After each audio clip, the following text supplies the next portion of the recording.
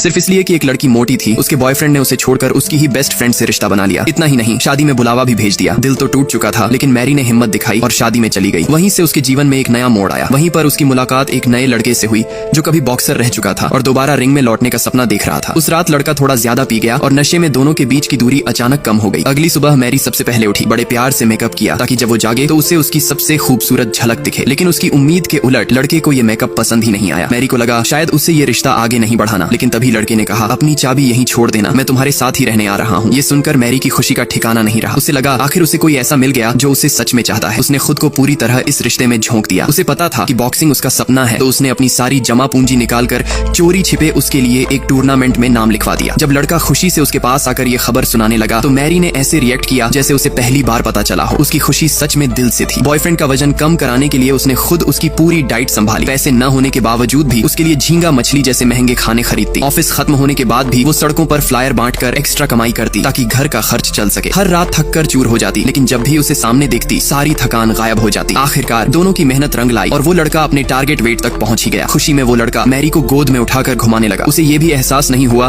कि मैरी का पैर जोर से मेज के कोने से टकरा गया। मैरी कुछ बोली नहीं, बस दर्द सह गई। लेकिन उसे क्या पता था कि जिस दिन वो उसे खाना देने गई उसी दिन उसकी जिंदगी में फिर तूफान आने वाला है। उसने देखा कि सामने उसका बॉक्सर बॉयफ्रेंड अपने ही प्रतिद्वंदी से पैसे ले रहा था। वो उसे रिश्वत दे रहा था कि मुकाबले से हट जाओ। मैरी अंदर गई और पूछा, ये क्या है? पर वो ठंडे चेहरे के साथ बोला, सपने वपने सब बकवास है, पैसा ही असली चीज है। मैरी ने समझाने की कोशिश की, लेकिन उसने उसे धक्का देकर बाहर निकाल दिया। उल्टा सबसे कह दिया कि ये मेरी गर्लफ्रेंड नहीं, बस नैनी है जो मेरा ख्याल रखती है। एक बार फिर मैरी के भरोसे को किसी ने तोड़ दिया। इस बार वो अंदर से पूरी तरह टूट चुकी थी। उसने ऊंचाई से छलांग लगा दी, सोचकर कि अब सब खत्म। लेकिन किस्मत को कुछ और ही मंजूर था। जिस चर्बी को वो जिंदगी भर कोसती रही उसी ने उसकी जान बचा ली। उसे एक खरोंच तक नहीं आई, बस अंदर से दर्द अब भी वही था, पर किसी के सामने वो साबित भी नहीं कर पा रही थी। उसी वक्त उसकी नजर दीवार पर लगे एक बॉक्सिंग पोस्टर पर पड़ी। उसी पल उसके अंदर फिर से आग जल उठी। उसने तय किया इस बार वो खुद रिंग में उतरेगी। वो मुकाबले में हिस्सा लेने गई, लेकिन उसे ताना दिया गया, तुम तो बहुत मोटी हो, तुम्हारी क्वालिफिकेशन नहीं है। अगर कोई और होता तो हार मान लेता, पर मैरी नहीं। उसी दिन से उसने पक्का इरादा कर लिया। हर सुबह अंधेरा रहते ही सड़क पर दौड़ने निकल जाती। पसीना बार बार उसके कपड़ों को भिगो देता। हर कदम भारी लगता, शरीर जवाब देने लगता, लेकिन दिल कहता रुकना नहीं। कई बार उसका फॉर्म रिजेक्ट हुआ,